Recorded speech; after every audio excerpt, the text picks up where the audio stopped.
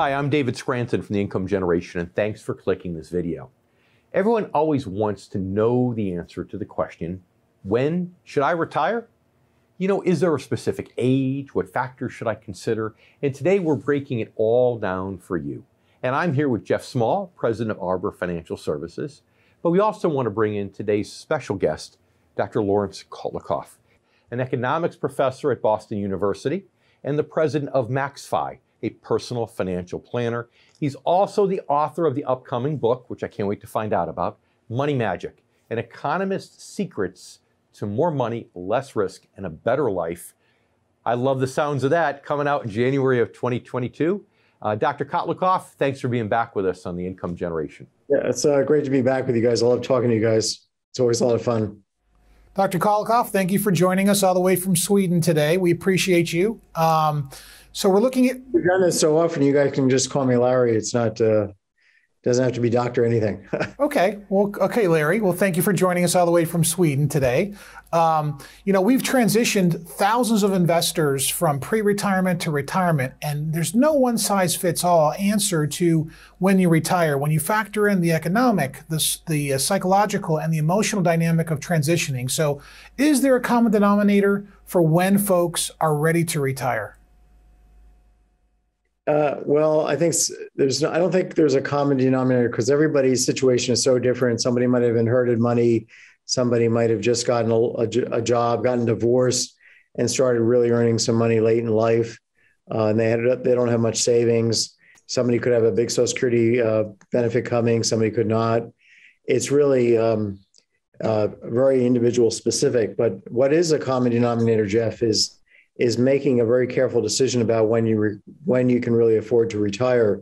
And to an economist, it's a very straightforward calculation, which is what's my living standard? What's my disposable, spendable income going to be for the rest of my life if I retire, let's say at 62 versus 65 versus 70?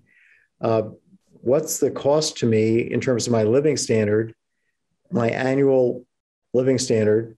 Yeah. Starting right now, I could be 55 thinking about this. If I retire early at 62, I have to consume less now because I have more years that I have to pay for where I'm not working. Yeah. So it has implications for your living standard right now. So you have to see what your sustainable living standard is from this point forward.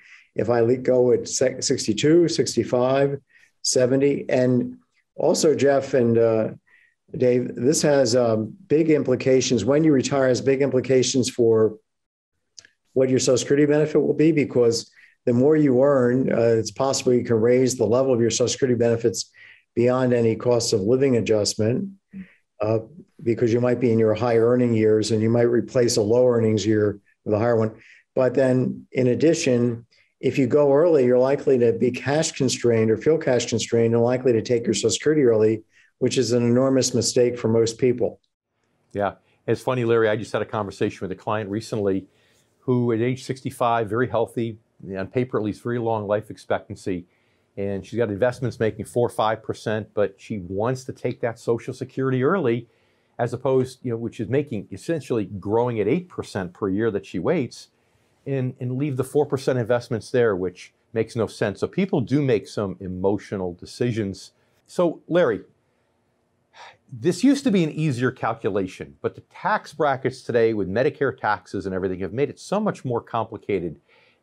So how much does this Maxify software help you when coaching people as to whether or not they can afford to retire now?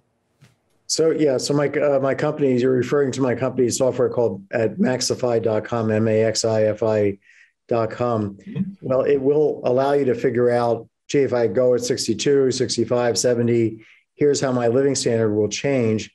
And Dave, you're absolutely right that it's not just that, if I go later, I'll have to pay more income taxes, more state income taxes. We have all the state income taxes coded, but if you're taking Social Security benefits early, if you plan to do that, okay, you could lose some due to the earnings test, but then you're probably going to, most likely get them back through something called the adjustment of the reduction factor. So you shouldn't worry too much about the earnings test. But then there's also the taxation of your Social Security benefits. There's the there's a Medicare Part B premium tax. The premium gets bigger if your income is higher. So if you if you work longer, right, chances are that you might, and you're beyond 60, working beyond 65, you may kick up your, and if you're taking Medicare, but you might be working for an employer with 20 or more people and be on their plan.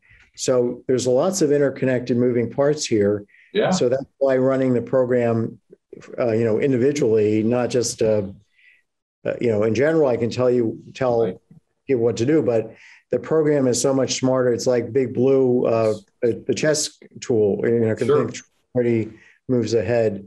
You have to take, and then things are very, there's also the issue of retirement account withdrawals. You were referencing, somebody's thinking about taking their Social Security first and their retirement account money second. The software can analyze that, whether you should do a Roth conversion, all that stuff comes into play, and an interact. And Larry, those are all things that are custom, and that software helps you with the customization, which I completely get. Right. But, in the final minute or so we have, I just want to ask you about your book, Money Magic. When you start to say more money, less risk, and a better life, I mean, right? Who doesn't want that? And I'm somebody who likes to read your books as soon as they come out. It's not out yet. It's coming out in, this is just a, galleys, it's coming out in January. So how does the book in a general sense help readers determine how they can do these things? Well, I try and, this is a somewhat dry topic, and I'm an economist. Right? So first of all, I try and make it fun so that it's a fun read.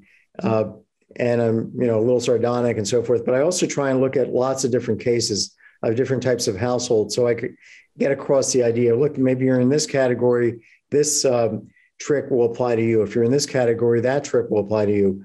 So, for example, if you're super wealthy,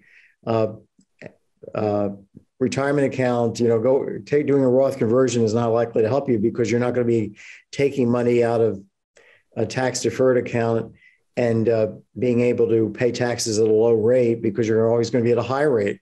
So, so I think I'm getting across lessons that apply to everybody by looking at everybody at categories of people in that manner.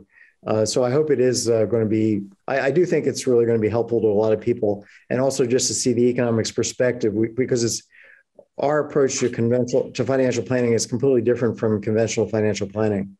And I love it. All right, January of 2022, Money Magic. And I assume they go to Amazon and pick up the book, correct? I prefer you go to your local bookstore or Barnes & Nobles, because I think Amazon gets enough business, but why not? I mean, if you want to save some time in one click, Amazon, go for it. And Kotlikoff.net is my website. There's a link to it, to the Amazon page where you can pre-order it if you'd like. Great. All right. Well, Larry, thanks so much for your time today. We really appreciate it. And Jeff, you too. Thank you. And if you enjoyed this interview, make sure you give us a thumbs up and subscribe to our channel for more interviews with top financial names in the industry.